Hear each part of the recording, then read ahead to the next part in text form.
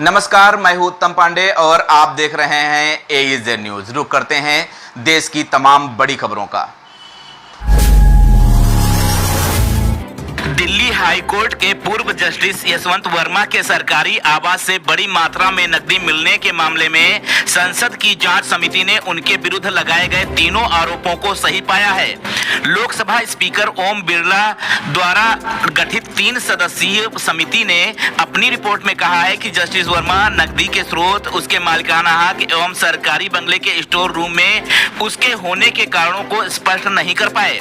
यहाँ तक कि महत्वपूर्ण सबूतों को सुरक्षित नहीं रखा गया और जस्टिस वर्मा की सफाई भी संतोषजनक नहीं थी। दोनों सदनों में बुधवार को समिति की 2 खंडों वाली रिपोर्ट पेश की गई, जिसमें जांच के दौरान मौके से मिले साक्ष्य भी शामिल हैं। समिति ने आगे की कार्रवाई की भी सिफारिश की है। इस प्रकरण के सामने आने के बाद जस्टिस वर्मा को दिल्ली हाई कोर्ट के उनके मूल हाई कोर्ट इलाहाबाद भेजा गया था। जुलाई 2025 में 200 से अधिक सांसदों ने उन्हें हटाने के प्रस्ताव पर हस्ताक्षर किए थे, जिसके बाद स्पीकर ओम बिरला ने 12 अगस्त 2025 को 3 सदस्यीय जांच समिति गठित की थी। जस्टिस वर्मा के संसद की ओर से हटाए जाने की कार्रवाई के बीच अप्रैल 2026 में राष्ट्रपति को अपना इस्तीफा भेज दिया था, लेकिन कानून मंत्रालय ने अभी तक उनके इस्तीफे की अधिसूचना जारी नहीं की है। इसी कारण रिपोर्ट संसद में पेश की गई। मामला 14 मार्च 2025 की रात का है। जस्टिस वर्मा के दिल्ली स्थित सरकारी बंगले में आग लग गई थी, जिसे बुझाने पहुंचे दमकल कर्मियों को स्टोर रूम में बड़ी मात्रा में 500 रुपए के जले एवं अधजले नोटों के बंडल दिखाई दिए थे। नोट स्टोर रूम में करीब 7-8 फीट तक फैले हुए थे।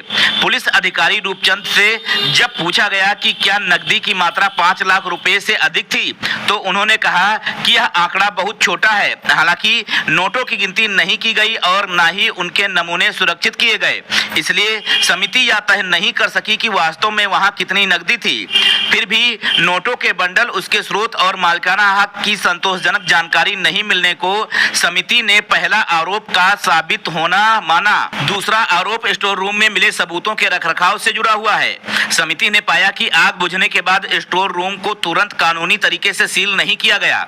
सुरक्षा अधिकारी ने जस्टिस वर्मा के कर्मचारियों को रात करीब 3 बजे वहां सफाई करते देखा।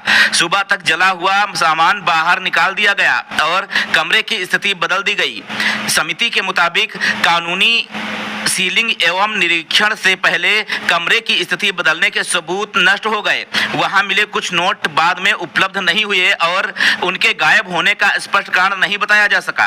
समिति ने इसे भी सबूतों के संरक्षण में गंभीर लापरवाही माना है। हालांकि समिति ने यह नहीं कहा कि नोट खुद जस्टिस वर्मा ने हटाए थे।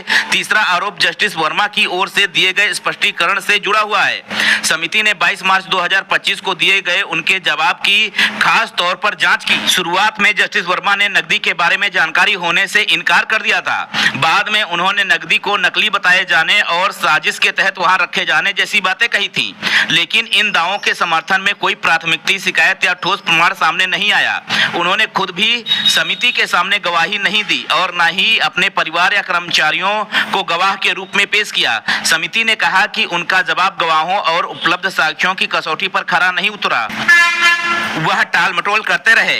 पारदर्शिता एवं संस्थागत जिम्मेदारी की कमी दिखी। ऐसे में यह आरोप भी साबित माना गया।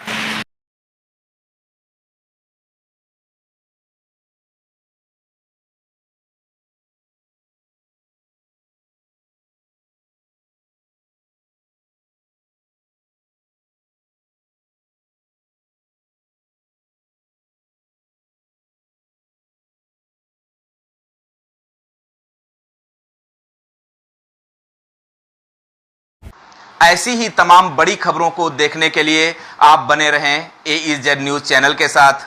नमस्कार।